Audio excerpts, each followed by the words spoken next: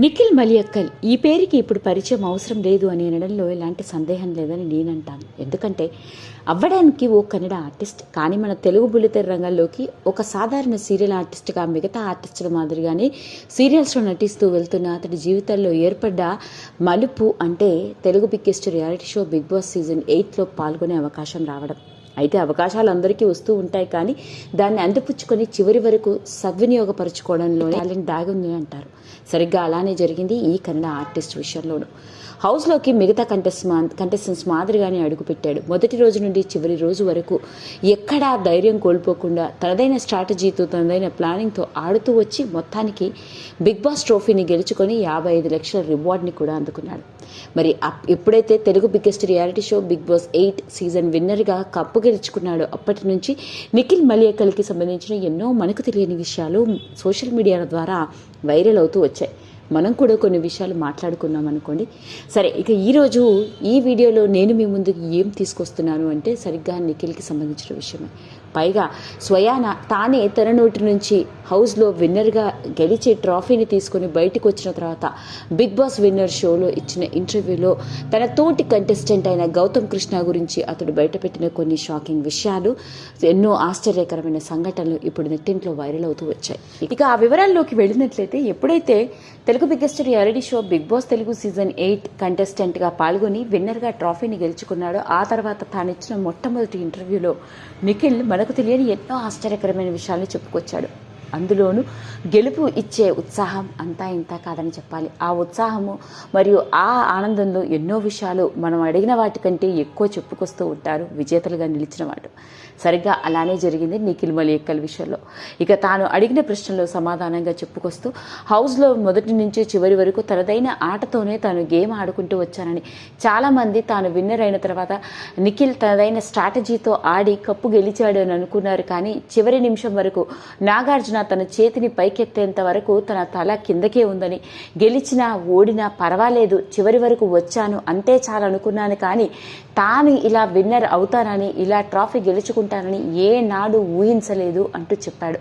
నిజానికి తనకే ఆ విషయం నమ్మశక్యంగా ఉందని, కాసేపు తానే నమ్మలేకపోయానని, షాక్లో ఉన్నానని చెప్పుకురావడం జరిగింది. ఎంతో ఎమోషనల్గా మాట్లాడుతూ అప్పటి ఆ మూమెంట్ గురించి ఇంకొకసారి గుర్తు చేసుకుంటూ. ఇక హౌస్లో పరిస్థితి ఏంటి అంటే, మొదటి రోజు నుండి చివరి రోజు వరకు తనదైన ఆటతో ఆడుకుంటూ వచ్చానని, ఎలాంటి ప్లానింగ్ కానీ స్ట్రాటజీ కానీ తను ఎక్కడా ఉపయోగించలేదు అని చెప్పాడు. ఎన్నో సందర్భాల్లో అగ్రెసివ్గా ఉంటే చాలా అగ్రెసివ్గా, దుడుసుగా దూసుకెళ్తున్నామన్నారు. మాట్లాడకుండా ఉంటే మూల కూర్చొని ఉన్నావు అంటున్నారు. ఫిజికల్ టాస్క్లో తనదైన విధంగా ఆడుతూ అందరినీ వెళ్తూ ఉన్నావు అన్నారు. తన పాయింట్ మీద తాను మాట్లాడుతూ ఉంటే సరిగ్గా ఉండట్లేదు అన్నారు. ఇలా ఎన్నో రకరకాలుగా ప్రతి విషయానికి, తను చేసిన ప్రతి పనికి ఒక విధంగా తనని విమర్శిస్తూ వచ్చినప్పటికీ అదంతా గేమ్లో భాగమేనని నేను తర్వాత రాను అర్థం చేసుకున్నాను అన్నాడు. అంతేకాదు, హౌస్లో తన తోటి కంటెస్టెంట్స్ అందరితో తాను చాలా చక్కగా ఉన్నానని, కొన్ని సందర్భాల్లో దుడుసుగా, అగ్రెసివ్గా, గట్టిగా మాట్లాడినప్పటికీ అది కేవలం అప్పటి సందర్భాలను, పరిస్థితులను బట్టే, కానీ వ్యక్తిగతంగా తనకి ఎలాంటి కోపము లేదు అన్నాడు.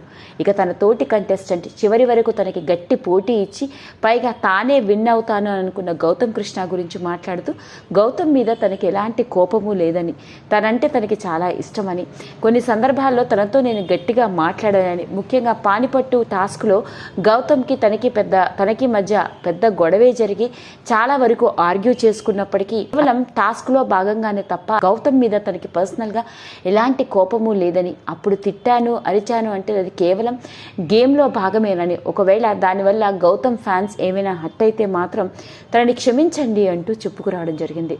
ఇంకా మాట్లాడుతూ హౌస్లో ఉన్నంతసేపు గేమ్ని గేమ్ లాగానే తీసుకున్నాను తప్ప నేను ఎలాంటి స్ట్రాటజీస్ కానీ, ఎలాంటి తెలివితేటలు కానీ, ఇలా ఆడాలి అని కానీ ఎప్పుడూ అనుకోలేదు. తాను హౌస్లోకి వెళ్ళిన రోజు ఎలా ఉన్నానో చివరి రోజు వరకు అలానే ఉంటూ అందరి హృదయాన్ని గెలుచుకుంటూ వచ్చాను. పైగా అసలు తాను గెలుస్తానని ఏ రోజు అనుకోలేదు అంటూ చెప్పాడు. అలా విన్నర్గా గెలిచి 55 లక్షల రివార్డ్ని మరియు ట్రోఫీని గెలుచుకున్న నిఖిల్ మలియక్కల్ ఎమోషనల్ అవుతూ హౌస్లోని సంఘటనల గురించి, ముఖ్యంగా తన తోటి కంటెస్టెంట్ చివరి వరకు తనకి గట్టి పోటీ ఇచ్చి చివరికి గౌతమ్ కృష్ణనే విన్నర్ అవుతాను అని అనుకున్న గౌతమ్ గురించి మాట్లాడుతూ అతని ఫ్యాన్స్కి క్షమాపణలు చెప్పడం అందరినీ ఆశ్చర్యానికి గురిచేసింది.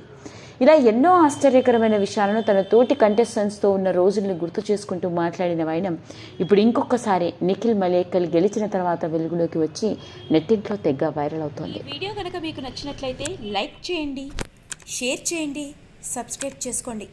మరిన్ని వీడియోస్ కోసం పక్కనే ఉన్న బెల్ ఐకాన్ని నొక్కడం మాత్రం మర్చిపోకండి.